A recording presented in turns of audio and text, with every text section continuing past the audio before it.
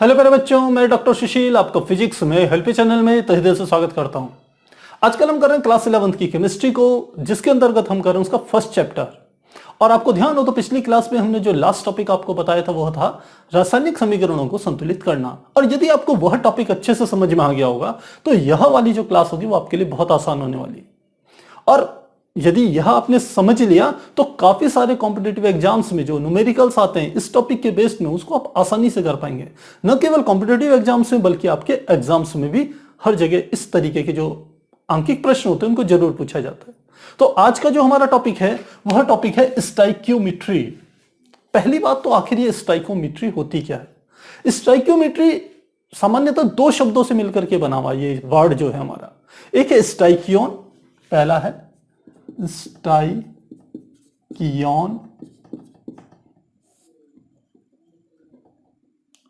और दूसरा हमारा होता है मेट्रॉन।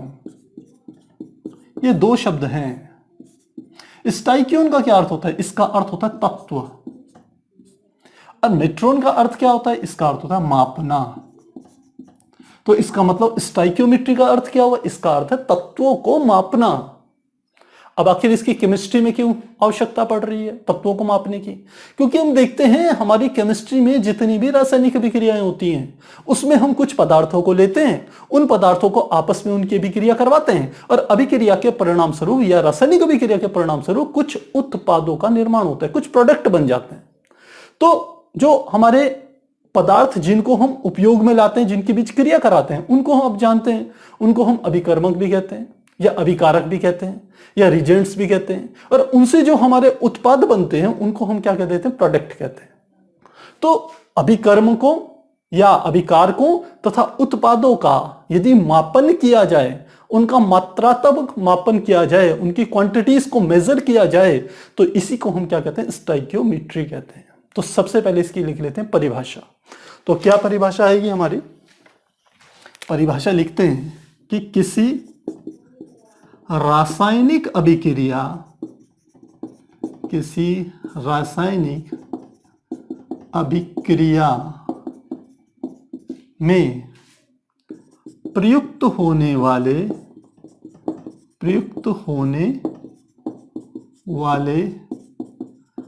अभिकारकों तथा उत्पन्न होने वाले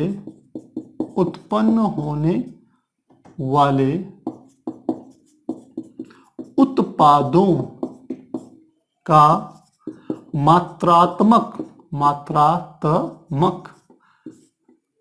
जो मापन होता है या मात्रात्मक अध्ययन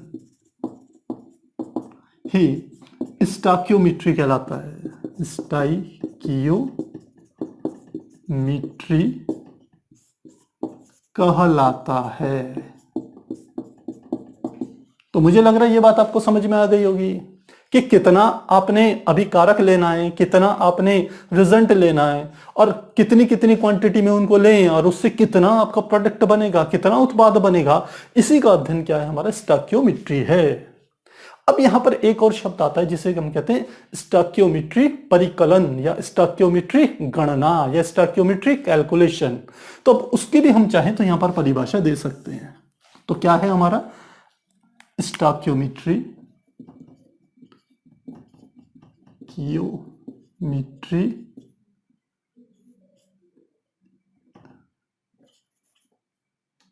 स्टाइक्योमेट्री परिकलन या गणना मतलब क्या है? ये एक प्रकार से कैलकुलेशन है हमारी। तो इसको कैसे परिभाषित कर सकते हैं? कैलकुलेशन या गणना का अर्थ होता है कि किसी भी रासायनिक अभिक्रिया में अभिकारकों तथा उनसे उत्पन्न होने वाले जो कारक होते हैं उनकी अभिक्रियाओं से उत्पन्न होने वाले जो उत्पाद हैं उनकी यदि मात्रात्मक गणना की जाए कि कितना हम रिजल्ट लें, कितना अभिकारक लें, पहला अभिकारक कितना लें, दूसरा अभिकारक कितना लें, तो हमें उत्पाद कितना मिलेगा। जब इस बात का अध्ययन करते हैं, इस बात की गणना करते हैं, तो उसी को हम क्या कह देते हैं? स्टाइक्योमेट्री परिकलन या स्टाइक्योमेट्री गणना। तो परिभाषा इसकी भी लिख देते हैं कि किसी रासायनिक अभिक्रिया, किसी रासायनिक अभिक्रिया में प्रयुक्त कौन कौन से अभिकारकों या अभिकर्मक भी कहते हैं, प्रयुक्त अभिकारकों तथा उत्पन्न होने वाले उत्पादों की मात्राओं की गणना मतलब कैलकुलेशन या इसे परिकलन भी कहते हैं, गणना को ही स्टोइकियोमेट्री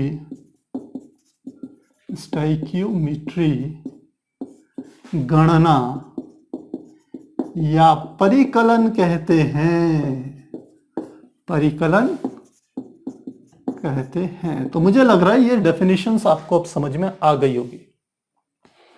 अब एक एग्जांपल ले लेते हैं। हमने आपकी एनसीईआरटी की बुक में जो एग्जांपल है वो एग्जांपल है हमारा कि मीथेन का दहन, ये हमारा एग्जांपल है। तो इक्वेशन आप जानते हो, मीथेन को हम लिखते हैं CH4 और दहन कर रहे हैं तो आप जानते हैं ऑक्सीजन की उपस्थिति में ही होगा। तो इससे क्या बनता है ये भी आप जानते हो। इससे एक बनता है कार्बन डाइऑक्साइड और दूसरा हमारा क्या बनता है, जल या वाष्प, जल वाष्प भी कह सकते हैं।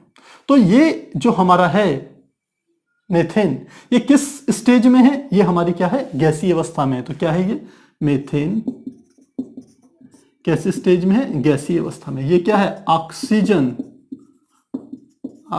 ये भी कैसी अवस्था में है, गैसीय अवस्था में। इसका क्या कर रहे हैं, दहन कर रहे हैं। क्या बन रहा है, कार्बन डाइऑक्साइड। ये भी कैसे स्टेट में, गैसीय अवस्था में। और ये जो जल बन रहा है, ये क्या बन रहा है यहां पर, जल। ये भी कैसी अवस्था में है, ये भी गैसीय अवस्था में है, यानी कि जल वाष्प है एक प्रकार से। तो इस प्रकार से हमने इसको प्रदर्शित कर दिया है। अब हमने आपको बताया था समीकरणों को संतुलित करना। तो पहले यहां पर क्या करेंगे, समीकरणों को संतुलित करते हैं। तो समीकरणों को संतुलित करने के लिए सबसे पहले हम देखते हैं कि कार्बन के लेफ्ट साइड में कितने परमाणु हैं। तो यहां पर है 1 और राइट हैंड साइड में भी कितना है, 1। तो कार्बन तो क्या है, संतुलित। फिर हमने कहा था जो आपस में जुड़े होते हैं उनको कैलकुलेट पहले जल्दी करते हैं, उनको संतुलित पहले करते हैं। तो कार्बन हो गया, अब हाइड्रोजन पे चलते हैं। तो यहाँ हाइड्रोजन के कितने, 4 और यहां पर हाइड्रोजन का कितना है, केवल 2। तो यदि मैं यहाँ 2 से गुणा कर दूं तो ये हाइड्रोजन के भी क्या हो जाएंगे, संतुलित हो जाएंगे। अब हाइड्रोजन के भी 4 हो गए, यहां पर भी हाइड्रोजन के 4। अब ऑक्सीजन में चलें, यहां ऑक्सीजन के 2 परमाणु हैं, जबकि यहां ऑक्सीजन के कितने हैं, 2 तो ये हैं और साथ में 2 ये हैं, क्योंकि यहां पर O है, ऑक्सीजन का 1 परमाणु है। लेकिन आगे क्योंकि 2 लगा हुआ है तो 2 की 1 हाइड्रोजन में गुणा, ऑक्सीजन के परमाणु गुणा करेंगे तो 2 ऑक्सीजन के परमाणु हो जाएंगे। तो 2 ऑक्सीजन के परमाणु ये और 2 ये, तो कितने हो गए, 4। जबकि यहाँ कितने, केवल 2। तो काफी आसान है, यहां पर क्या लगा देंगे, 2 लगा देंगे। तो इस प्रकार से हम क्या कर सकते हैं, इसको प्रदर्शित कर सकते हैं। यह समीकरण हमारी कहलाएगी संतुलित समीकरण। तो जब भी आप स्टोइकियोमेट्री की गणना करें तो सबसे पहले आपकी जो भी समीकरण है उसका क्या कर लीजिए, उसको संतुलित कर लीजिए। ये आपका पहला स्टेप है और सबसे इंपॉर्टेंट स्टेप है। तो अब हमने समीकरण को क्या कर लिया, संतुलित कर लिया। तो ये जो हम गणना करते हैं, अभी हम इसके बाद देखेंगे कि गणनाएं किस किस प्रकार से करेंगे। वही गणना हमारी क्या कहलाती है, स्टोइकियोमेट्री गणना या परिकलन कहलाता है। अब यहां पर एक और शब्द का प्रयोग करते हैं जिसे हम कहते हैं स्टोइकियोमेट्री गुणांक। क्या शब्द कहा हमने, स्टोइकियोमेट्री गुणांक। तो स्टोइकियोमेट्री गुणांक क्या होते हैं कि किसी भी रासायनिक अभिक्रिया में, जैसे कि मैंने यहां लिखी हुई है, किसी भी रासायनिक अभिक्रिया में जो हमारे पास अभिकारक होते हैं उनके अणुओं का आगे जो पूर्णांक होता है या उनके अणुओं के आगे जो एक संख्या होती है जिससे उसकी गुणा कर सकते हैं, तो उसी संख्या को हम क्या कहते हैं, स्टोइकियोमेट्री गुणांक कहते हैं। या दूसरे शब्दों में कहें, हम कहें किसी भी रासायनिक अभिक्रिया में प्रयुक्त होने वाले अभिकारक तथा उत्पन्न होने वाले उत्पाद कि अणुओं की जो संख्या होती है वही क्या कहलाती है, स्टोइकियोमेट्री गुणांक कहलाते हैं उसको।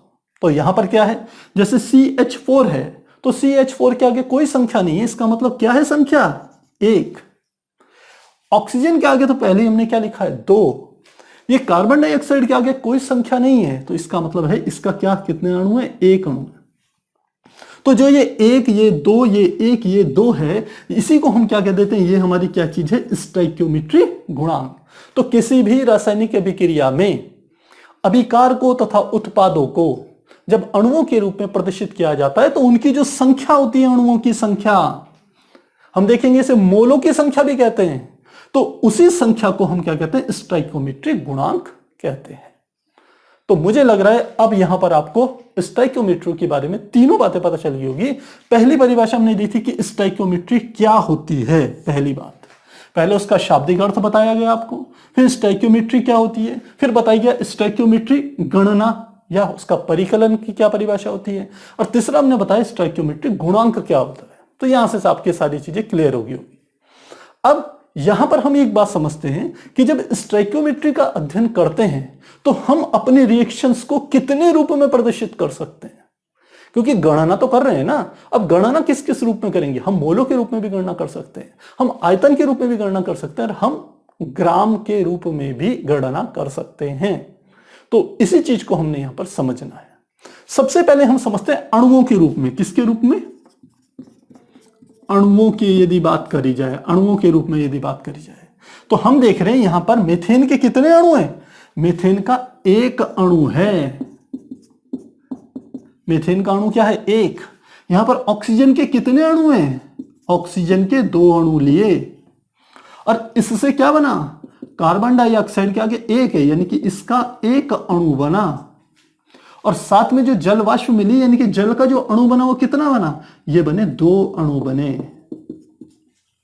तो ये पहली स्थिति पे हम अपनी किसी भी रासायनिक समीकरणों को स्टोइकियोमेट्री गुणांक में हम कह सकते हैं अणुओं के रूप में प्रदर्शित किया जा सकता है। अब यदि हम दूसरी स्थिति लें जिसमें हम कह रहे हैं कि अपनी समीकरण को हम मोलों के रूप में प्रदर्शित करना चाह रहे हैं, तो क्या होगा, अगला हमारा है मोल।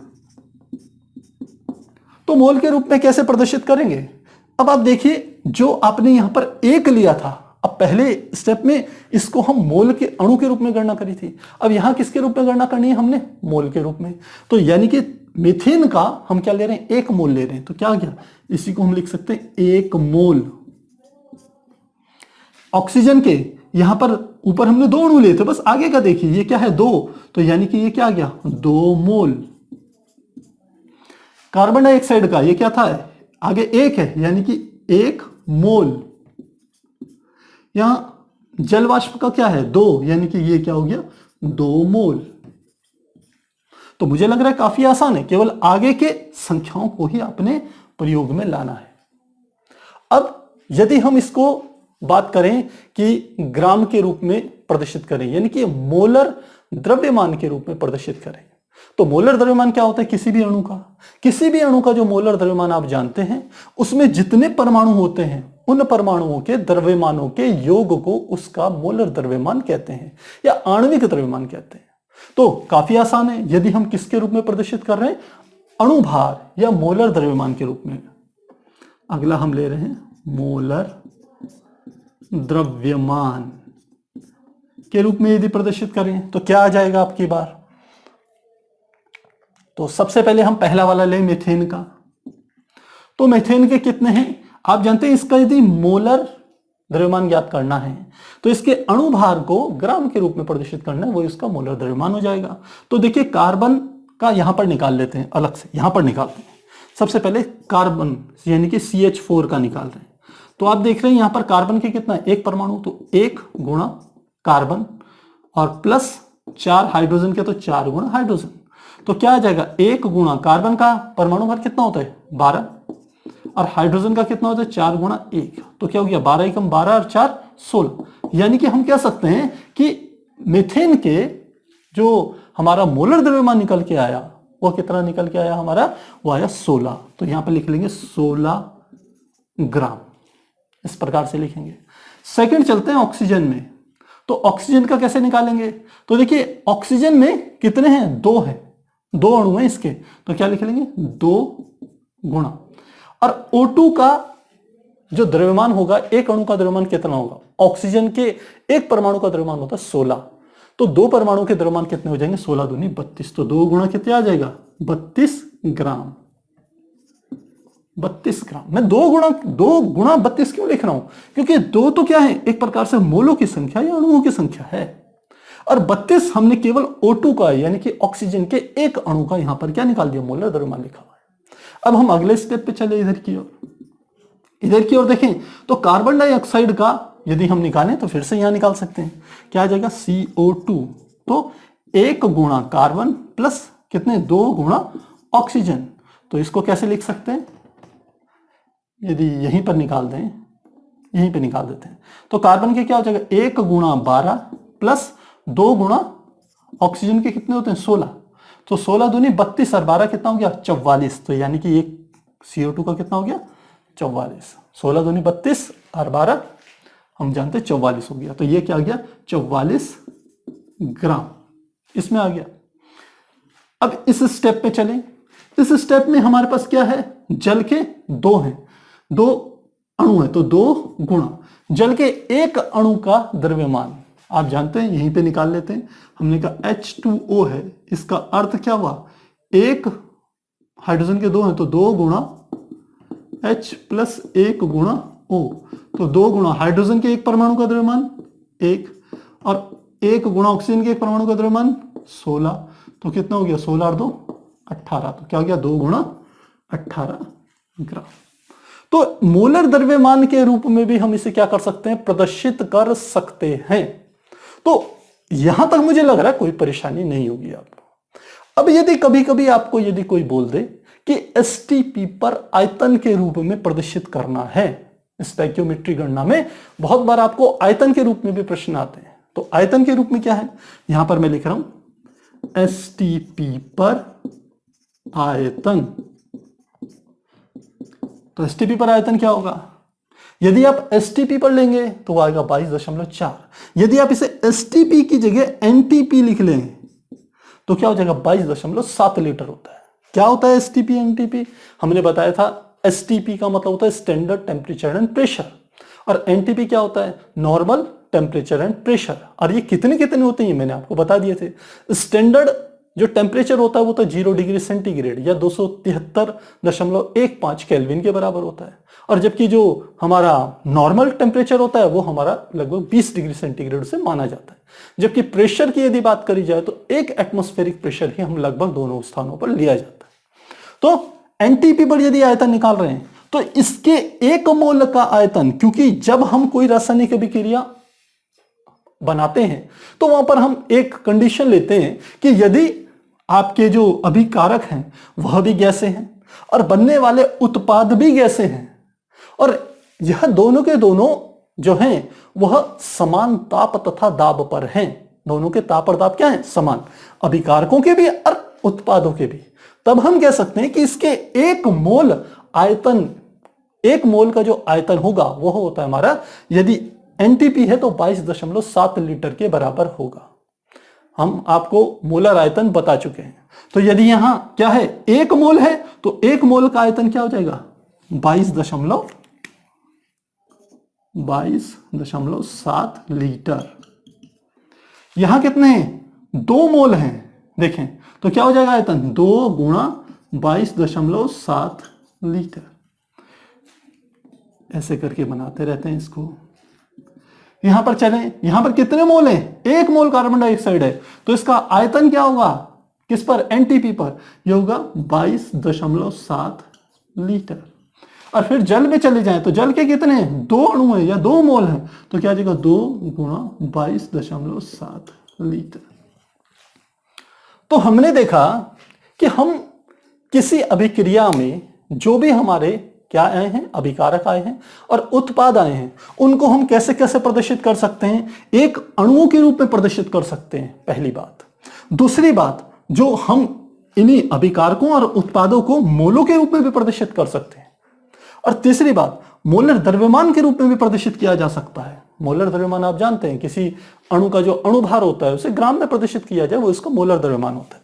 तो मोलर द्रव्यमान के रूप में प्रदर्शित कर सकते हैं। और चौथी बात, हमारे पास जो भी ये हैं अभिकारक और अभिकर्मक उत्पाद, उनको हम क्या कर सकते हैं, आयतन के रूप में भी प्रदर्शित कर सकते हैं। यदि आप आयतन एनटीपी पढ़ लेंगे तो वो 22.7 लीटर लेंगे, यदि एसटीपी पढ़ लेंगे तो ध्यान रखिएगा ये 22.4 लीटर आएगा। तो मुझे लग रहा है इतनी बातें बिल्कुल आपके स्पष्ट हो गई होगी।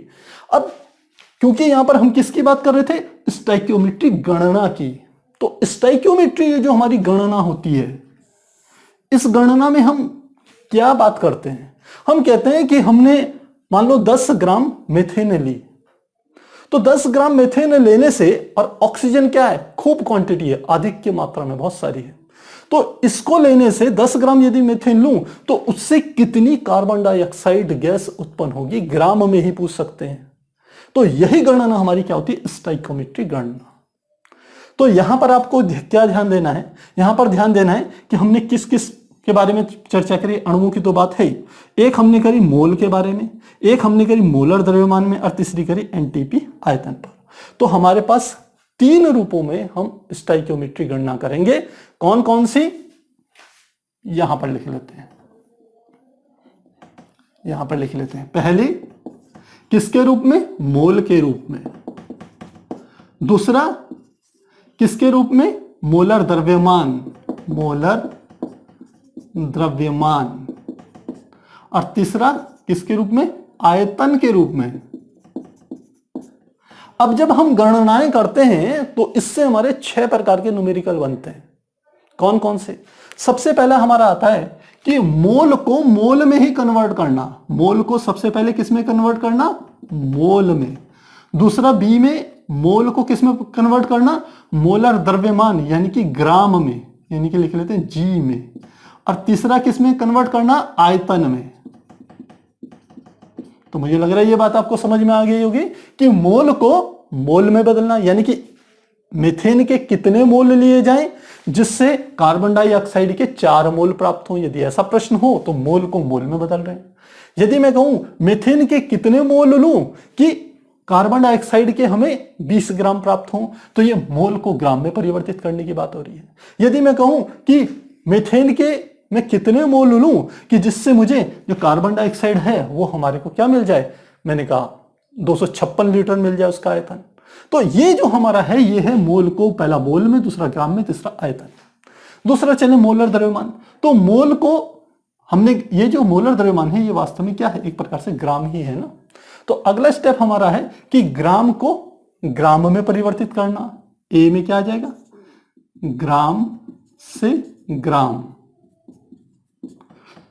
और बी इसमें क्या आ जाएगा, ग्राम को आयतन में, ग्राम को आयतन, कि मैं 240 ग्राम मीथेन ले रहा हूं, इससे कितने लीटर जल वाष्प बनेगी। तो लीटर जल वाष्प मतलब ग्राम को किस में परिवर्तित कर रहा हूं, आयतन में। तीसरा हो गया आयतन। तो आयतन के लिए केवल हम एक ही स्टेप यूज करेंगे और वो है आयतन, यानी कि आयतन को आयतन में प्रदर्शित करना। तो 6 प्रकार के हम आपको यहां पर न्यूमेरिकल बताने वाले हैं। यदि आपने 6 प्रकार के न्यूमेरिकल कर लिए तो आप समझिए स्टोइकियोमेट्री से रिलेटेड आपके जितने भी न्यूमेरिकल कहीं पर भी आएंगे वो आप आसानी से उनको कर लेंगे। बस फोकस करना पड़ेगा प्यारे बच्चों यहां पर। तो आप एक बार इसे नोट कीजिए, फिर हम आगे कंटिन्यू करते हैं। तो अभी हमने स्टोइकियोमेट्री को समझा। अब हम एक कुछ एग्जांपल्स के द्वारा उसके जो अलग अलग टाइप्स थे, हमने कहा था 6 प्रकार के न्यूमेरिकल बनते हैं, उनमें से प्रत्येक प्रकार के न्यूमेरिकल को हम यहां पर एक एग्जांपल के थ्रू देखते हैं। और यदि आपने इनको ध्यान से समझ लिया तो आप समझिए कि आप जितने भी आपकी बुक्स में न्यूमेरिकल होंगे आप उनको आसानी से कर पाएंगे। तो शुरुआत करते हैं पहले टाइप की, जहां पर मोल को मोल में कन्वर्ट करने के आपसे न्यूमेरिकल पूछे जाते हैं स्टोइकियोमेट्री में। क्या है प्रश्न हमारे पास है, 5 मोल ऑक्सीजन हाइड्रोजन के आधिक्य में उससे क्रिया करके H2O बनाती है। यानी कि क्या हो रहा है, ऑक्सीजन हाइड्रोजन के आधिक्य, मतलब हाइड्रोजन की मात्रा बहुत ज्यादा है और ऑक्सीजन की कितनी, केवल 5 मोल। तो क्या कर रही है, बना रही है, जल बना रही है। तो बने जल के मोल ज्ञात करने हैं तो सबसे पहले आप हाइड्रोजन की ऑक्सीजन से क्रिया कराते हैं। तो हमने लिखा इक्वेशन आप जानते हैं, ये होता है H2 प्लस O2 से क्या बन रहा है हमारा, जल बन रहा है, यानी कि H2O बन रहा है। और यह हमारी दोनों क्या होती है, गैसेस स्टेट में होती है। तो यह हमारे पास है हाइड्रोजन, ये क्या है ऑक्सीजन, ये हमारे पास जल। लिख लेते हैं जो हमने पैटर्न यूज कर रहे हैं, हाइड्रोजन, ये है ऑक्सीजन, ये क्या है जल। आप कह सकते हैं ये भी गैसेस स्टेट में ले सकते हैं, ये गैसेस स्टेट में ले सकते हैं, इसे आप चाहे तो लिक्विड स्टेट में ले सकते हैं, चाहे गैसेस स्टेट में भी ले सकते हैं। तो इन दोनों के मिलने से जल बन गया। अब यहां पर सबसे पहले हमने आपको कहा था स्टोइकियोमेट्री कैलकुलेशन में पहला स्टेप है आपको समीकरण को संतुलित करना है। तो संतुलित करते हैं, किस प्रकार से करेंगे संतुलित। ये है हमारा H2, ये है O2 से H2O बन रहा है। तो H2 इधर भी H2 इधर भी H2, हाइड्रोजन के 2 परमाणु यहां 2 यहां, तो इसमें तो कोई प्रॉब्लम नहीं है। लेकिन यहां पर देखिए तो ऑक्सीजन का यहां पर 1 परमाणु है, जबकि यहां पर ऑक्सीजन के 2 परमाणु है। तो 2 करने के लिए क्या करेंगे, इसको 2 से गुणा कर देंगे। अब ऑक्सीजन के 2 बराबर हो गए, लेकिन हाइड्रोजन के देखें यहां पर 4 हो गए, यहां पर 2 ही है, तो यहां पर बराबर करने के लिए क्या करते हैं 2। तो समीकरण हमारी संतुलित होगी। पहला स्टेप समीकरण को संतुलित करना। अब इसका अर्थ समझिए क्या है, इसका अर्थ है 2 मोल हाइड्रोजन ले रहे हैं, 1 मोल, क्योंकि इसका गुणांक 1 है ना, तो 1 मोल क्या है ऑक्सीजन से क्या बन रहा है, 2 मोल क्या बन रहा है, जल बन रहा है। तो अब सीधे सीधे हमारे को यह देखना है, हमारे को रिलेशन इसने पूछा ऑक्सीजन 5 मोल ऑक्सीजन लेने पर कितने मोल जल बनेगा।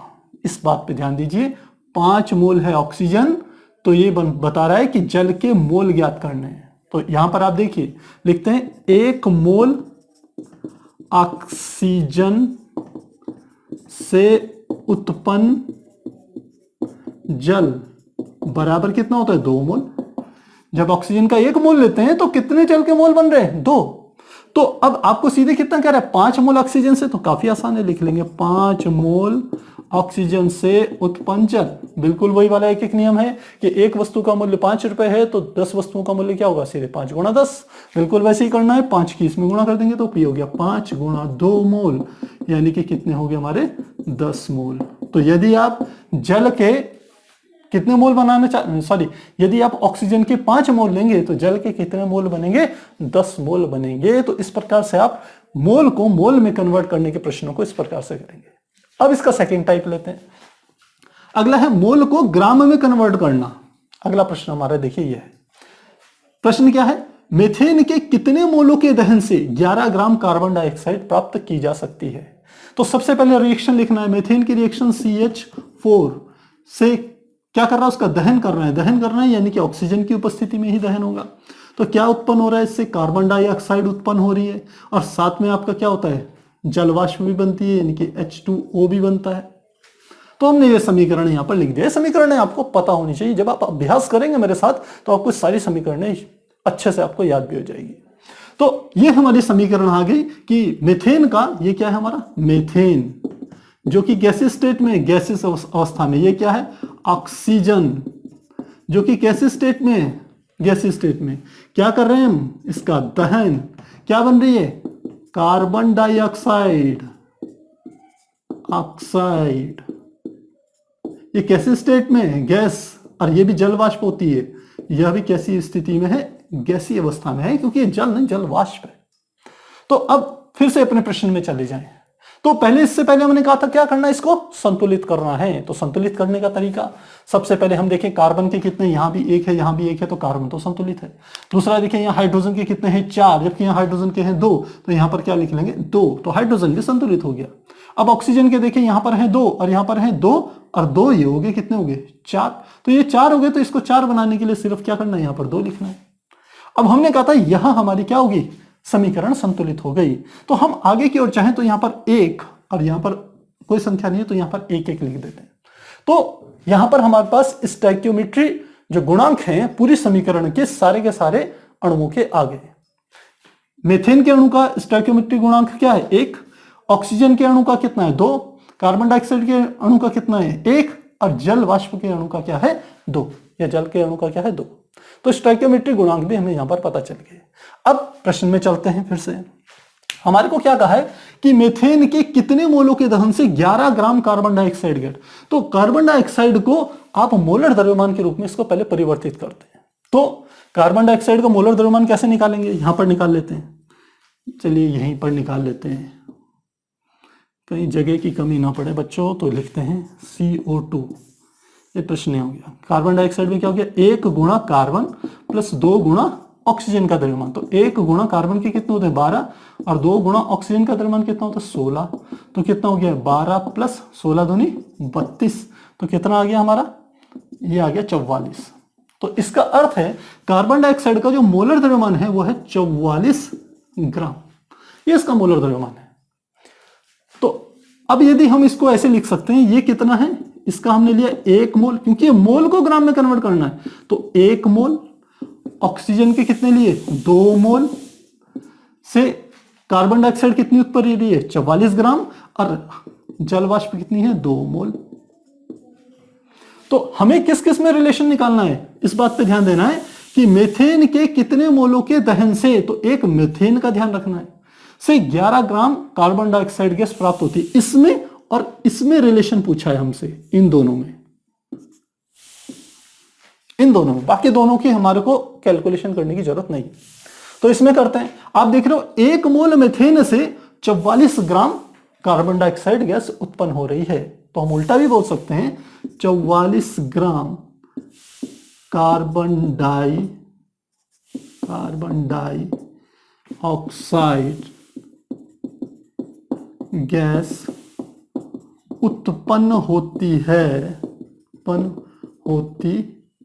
है कितने मीथेन के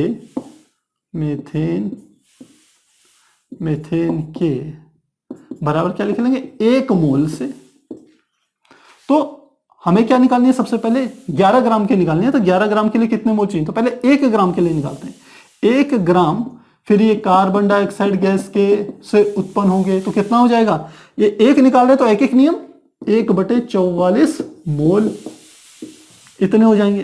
तो हमें तो कितनी निकालनी है 11 ग्राम।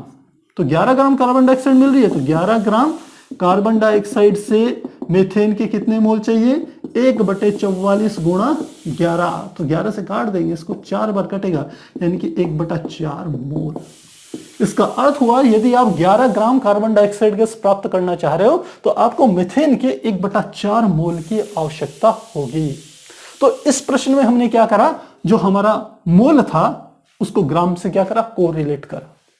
तो मुझे लग रहा है दोनों काफी आसान है। पर ध्यान रखना बच्चों, यदि ये आपने प्रैक्टिस नहीं करी तो अभी तो ये बहुत आसान लग रहे होंगे आपको, और आपको ऐसा भी कहीं कहीं कुछ बच्चों को लग रहा होगा कि सर इनको तो बताने की भी जरूरत नहीं है, हम तो आसानी से कर लेंगे। लेकिन जब ये 6 के 6 हमारे कंप्लीट हो जाएंगे 6 टाइप्स, तो उसके बाद जब आपके पास कोई एक प्रश्न आएगा तो आप वहां पर कंफ्यूज हो जाओगे यदि प्रैक्टिस नहीं करोगे। इसलिए प्रैक्टिस जरूर कीजिएगा। तो आप दोनों को नोट कीजिए प्रश्नों को, फिर हम आगे कंटिन्यू करेंगे।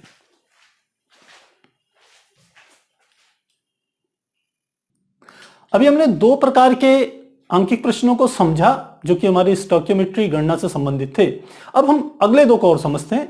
अगले 2 हमारे जब हम मोल को आयतन में परिवर्तित करेंगे, और दूसरा हमारा जब ग्राम को ग्राम में परिवर्तित करने की बात होती है। तो किस प्रकार से यह प्रश्न देखिए, यह है 10 मोल कैल्शियम कार्बोनेट को गर्म करने पर उत्पन्न कार्बन डाइऑक्साइड का एसटीपी पर आयतन बताइए। तो हमें किसका आयतन बताना है, एसटीपी पर कार्बन डाइऑक्साइड गैस का आयतन बताना है। तो पहला स्टेप, इक्वेशन लिखें, समीकरण को लिखिए, रासायनिक अभिक्रिया को।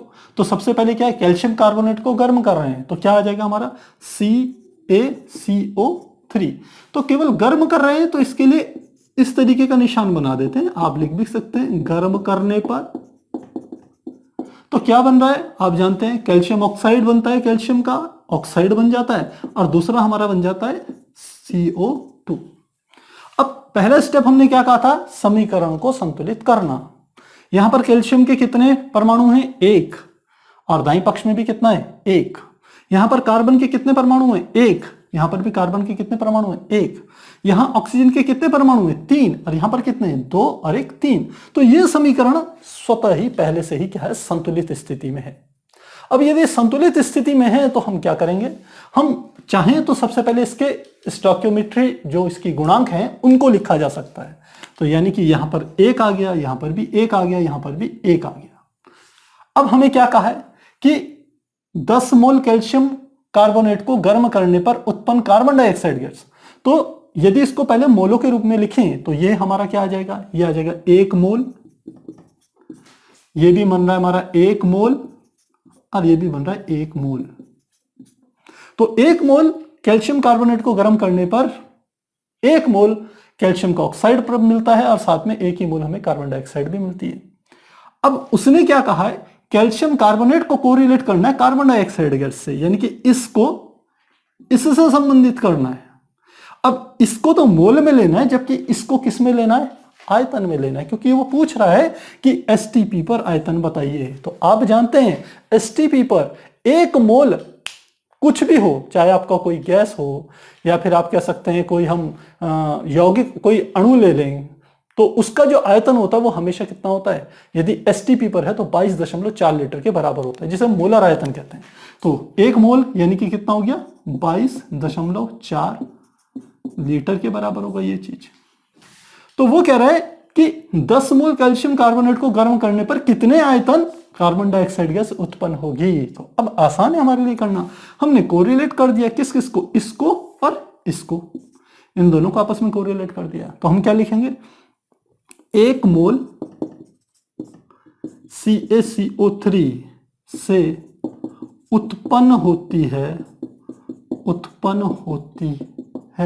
से, पहले लिखते हैं, से CO2 उत्पन्न होती है कितनी, बराबर 22.4 लीटर।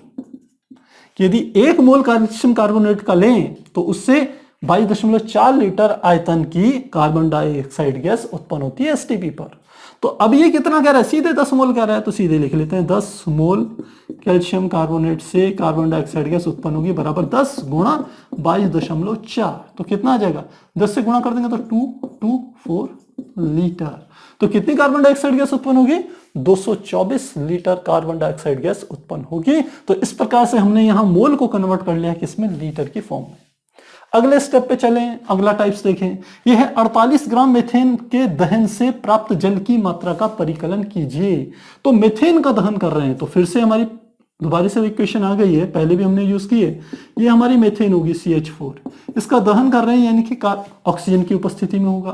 तो इससे क्या क्या उत्पन्न होता है आप जानते हैं, एक कार्बन डाइऑक्साइड गैस उत्पन्न होगी और दूसरा हमारा क्या होता है, जल वाष्प H2O। ये दो चीजें उत्पन्न होती है।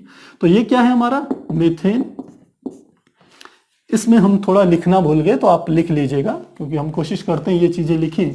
मीथेन कैसी स्थिति में, गैसीय अवस्था में। ये क्या है, ऑक्सीजन। ये भी कैसे स्टेट में है, गैस में। ये भी क्या है, कार्बन डाइऑक्साइड, कार्बन डाइऑक्साइड, ये भी गैसीय अवस्था में। और ये क्या है, जल वाष्प, ये भी गैसीय अवस्था में, गैसीय अवस्था। तो पहला स्टेप हमने कहा इसको क्या करना है, संतुलित करना है। तो संतुलित करने के लिए क्या करना पड़ेगा, आप देखिए यहां कार्बन का 1 परमाणु है, यहां भी कार्बन का 1 परमाणु संतुलित है। यहां हाइड्रोजन के 4 हैं, जबकि यहां हाइड्रोजन के 2 हैं। तो हमने क्या करा, यहां पर 2 लिख लिया। तो अब हाइड्रोजन के कितने हो गए, 4, यहां भी 4। लेकिन अब ऑक्सीजन में देखें तो ऑक्सीजन के यहाँ 2 हो गए, यहां 2 और 2 कितने हो गए, 4। तो कैसे संतुलित करेंगे, यहां पर यदि 2 लिख दें।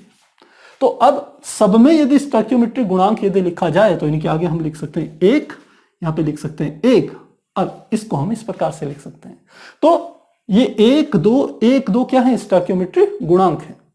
अब हमें क्या करा है, 48 ग्राम मीथेन से प्राप्त जल की मात्रा का परिकलन कीजिए। जब मात्रा शब्द आए तो इसका अर्थ है जिस चीज की आपको मात्रा पूछ रहा है वो भी ग्राम में ही होगी। तो सबसे पहले मीथेन की बात कर रहा है, तो पहले मीथेन का मोलर द्रव्यमान ज्ञात करते हैं।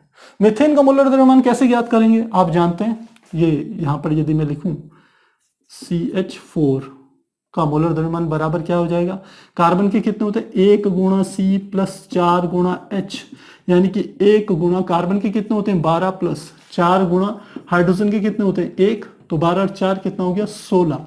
तो मीथेन के हम क्या लिख सकते हैं, मोलर द्रव्यमान 16 ग्राम लिख लिया। और इसी प्रकार से ऑक्सीजन का भी लिख लीजिए, तो ये ऑक्सीजन का कितना आ जाएगा, ये आ जाएगा सीधे 2 गुणा O, तो यानी कि 2 गुणा 16 यानी कि कितना हो गया 32, ऑक्सीजन का 32 हो गया।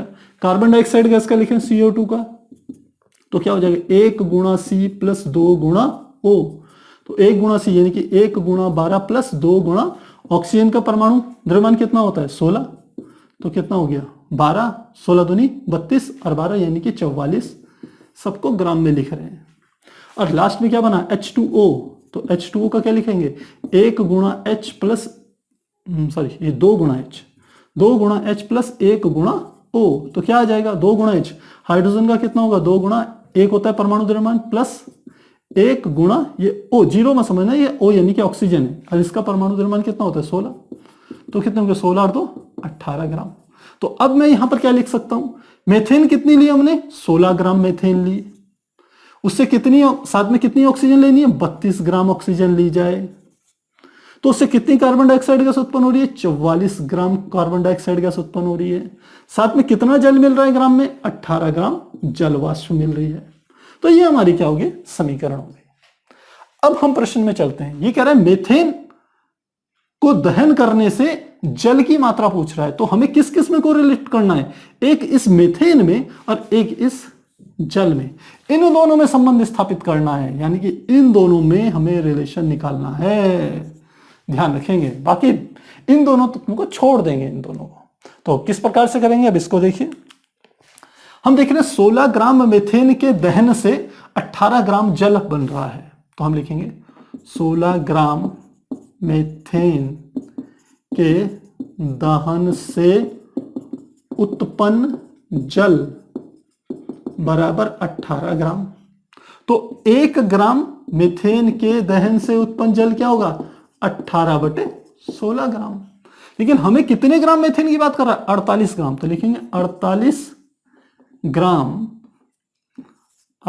ग्राम मेथेन के दहन से उत्पन्न जल क्या हो जाएगा 18/16 गुणा 48, तो मल्टीप्लाई कर भाग दे दें, 16 16 48, 3 बार गया, 18 36 18 54, तो 54 ग्राम, तो 48 ग्राम मेथेन के दहन से जो जल उत्पन्न होगा वो 54 ग्राम जल वाष्प उत्पन्न होगी। तो इस प्रकार से हम इन प्रश्नों को हल करेंगे। तो 2 टाइप्स और हो गए, अब लास्ट के 2 टाइप्स और बचे हैं, आप इन्हें फटाफट नोट कीजिए, फिर हम उन्हें भी कंप्लीट कराते हैं।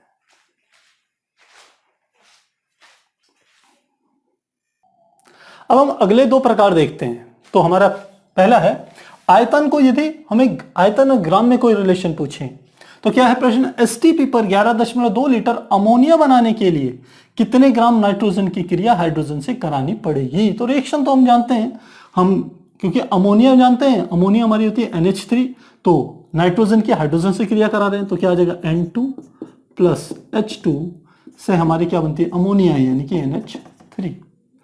तो सबसे पहले हम क्या लिख लेते हैं इसकी, चाहे तो इसको संतुलित कर लें, तो ये नाइट्रोजन के यहाँ 2 हैं, यहाँ हाइड्रोजन के कितने हैं 2, पहले नाइट्रोजन का देखें, यहाँ नाइट्रोजन के 2 परमाणु हैं, यहाँ नाइट्रोजन का 1 परमाणु है, तो क्या कर लेंगे 2 बनाने के लिए यहाँ पर 2 लिख लेंगे।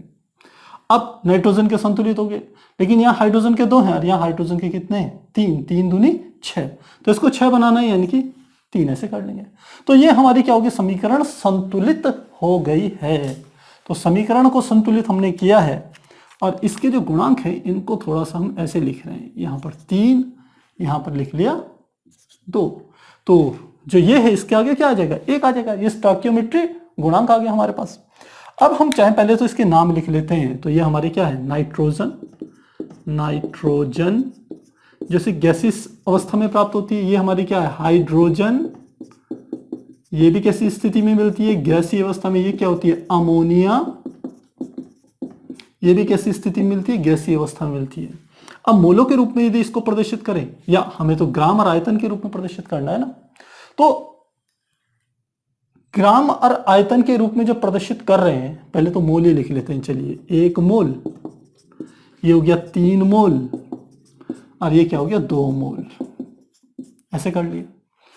अब यहां पर ध्यान दीजिए, हमें क्या बोला है 11.2 लीटर अमोनिया, तो अमोनिया को लीटर में परिवर्तित करना है, यानी कि किसमें वॉल्यूम में। तो वॉल्यूम में आप जानते हैं 1 मोल का एसटीपी पर, क्योंकि इसने लिखा है यहां पर एसटीपी पर जो आयतन होता है वो था 22.4 लीटर।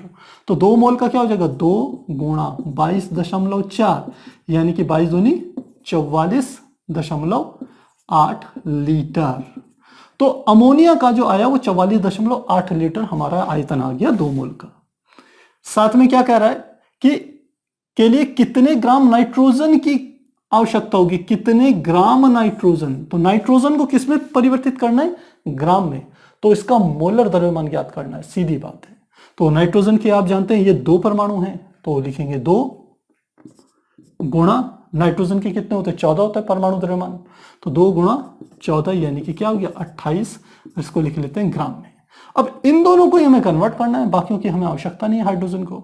तो 28 ग्राम नाइट्रोजन से उत्पन्न हो रही है 44.8 लीटर क्या उत्पन्न हो रही है, हमारी अमोनिया उत्पन्न हो रही है।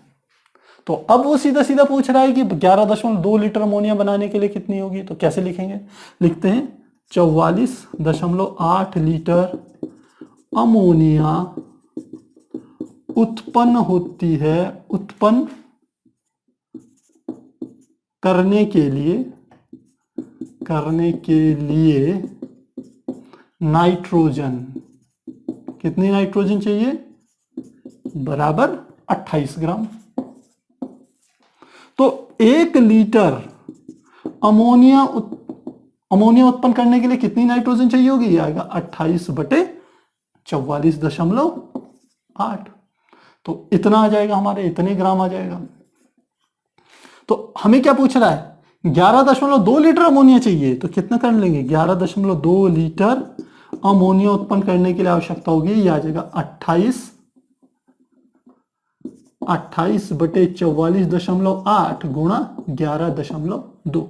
इतने पूछा 11.2, तो भाग दे दीजिए। 11.2 से इसका भाग देंगे, 4 बार जाए कटेगा, 4 से काटेंगे 7 बार कटेगा, यानी कि कितना आ गया, बराबर 7 ग्राम। तो 11.2 लीटर अमोनिया उत्पन्न करने के लिए कितने ग्राम नाइट्रोजन चाहिए, 7 ग्राम नाइट्रोजन की आवश्यकता होगी।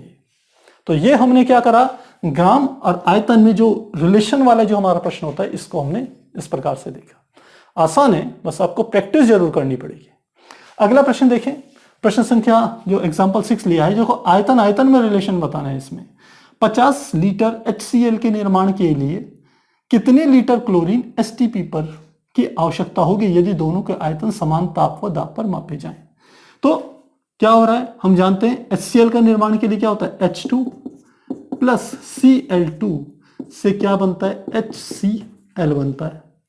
तो यदि इसको संतुलित करें तो आप देख रहे हैं यहां हाइड्रोजन के कितने परमाणु हैं, 2, यहां पर एक ही है, तो यहां पर क्या लिख लेते हैं, 2। अब यहां देखें यहां क्लोरीन के 2 हैं, तो यहां पर भी क्लोरीन के 2 हो गए। तो यदि स्टोइकियोमेट्रिक गुणांक लिखें समीकरण का, तो इसके आगे आ गया 1, इसके आगे आ गया 1, इसमें आ गया 2। तो अब यदि इसके नाम भी लिख लें तो हम लिख सकते हैं इसको, ये क्या है, हाइड्रोजन, जो कैसी अवस्था में मिलता है, गैस। ये क्या है, क्लोरीन, ये भी कैसी अवस्था में मिलती है, गैस। इससे क्या बन रहा है, हाइड्रोक्लोरिक अम्ल। होता ये अम्ल है, लेकिन बात क्या है कि इसको जब हम लेबोरेटरी में यूज करते हैं तो उसको जल में मिलाकर के यूज करते हैं। अदरवाइज देखा जाए तो ये भी एक गैसी स्टेज में प्राप्त होता है, गैसी अवस्था में ही प्राप्त होता है जो हाइड्रोक्लोरिक मिलता है। तो यह हमने इसको इस रूप में प्रदर्शित कर दिया। मोलों के रूप में करें तो ये क्या आ जाएगा, 1 मोल, ये भी 1 मोल, और यहां पर क्या बन गया, 2 मोल। अब आयतन में चाहिए, तो 1 मोल में कितने आयतन, किसमें, STP पर। तो ये हो गया 22.4 लीटर, ये भी हो गया 22.4 लीटर, और ये 2 मोल बन गया, तो 2 गुणा 22.4, 2 गुणा 22.4 लीटर, यानी कि 22 दूनी 44.8 लीटर आ गया। हमें किस किस में रिलेशन बताना है कि 50 लीटर HCl, तो 50 लीटर HCl निर्माण के लिए कितने लीटर क्लोरीन। तो HCl यानी कि इसमें, और क्लोरीन यानी कि इसमें, इन दोनों में रिलेशन बताना है हमारे को। तो काफी आसान है, हमें क्लोरीन की मात्रा बतानी है ना, तो हम लिखते हैं पहले 44.8 लीटर HCl बनाने में प्रयुक्त क्लोरीन बराबर कितनी है? 22.4 लीटर। कि 44.8 लीटर यदि आप हाइड्रोक्लोरिक अम्ल बना रहे हैं तो कितने क्लोरीन की आवश्यकता होगी? कितने क्लोरीन चाहिए हमारे को? 22.4 लीटर आयतन के क्लोरीन चाहिए। तो 1 लीटर HCl बनाने में प्रयुक्त क्लोरीन बराबर 22.4 बटे 44.8। इसका भाग दे दिया, एक एक नियम। तो हमसे क्या पूछ रहा है? 50 लीटर के बारे में पूछ रहा है। 50 लीटर HCl बनाना है तो क्या लिखेंगे? 50 लीटर HCl बनाने में प्रयुक्त क्लोरीन 22.4 बटे 44.8 गुणा 50। तो 22.4 से इसे काटेंगे, कितने बार करिए? 2 बार। 2 से इसे काटेंगे, कितना आ गया? 25 बार। तो यानी कि कितने लीटर की आवश्यकता होगी? 25 लीटर क्लोरीन की आवश्यकता होगी। तो इस प्रकार से हम इन 6 टाइप्स के जो हमारे क्वेश्चंस आते हैं स्टोइकियोमेट्री से रिलेटेड, उसको हम सॉल्व कर सकते हैं। तो प्यारे बच्चों, आज की क्लास में हमने स्टोइकियोमेट्री को समझा और उसके जो 6 टाइप्स के जो न्यूमेरिकल बनते हैं उनमें से प्रत्येक का हमने एक एक एग्जाम्पल लिया। मुझे उम्मीद है आज की क्लास काफी आसान थी। केवल 6 एग्जाम्पल्स पे ही हमने जोड़ रखा। ये इसलिए रखा है कि एग्जाम्स में किसी भी तरीके के आपके न्यूमेरिकल आए, आपके छूटने नहीं चाहिए। ध्यान रखिए, केमिस्ट्री में न्यूमेरिकल की यदि आपकी कमांड नहीं है तो आपको काफी परेशानी होने वाली है, क्योंकि ये काफी स्कोरिंग होते हैं, काफी इजी न्यूमेरिकल होते हैं, बशर्ते आपके कॉन्सेप्ट क्लियर हो। तो फिर मिलते हैं अगली क्लास में, तब तक के लिए गुड बाय।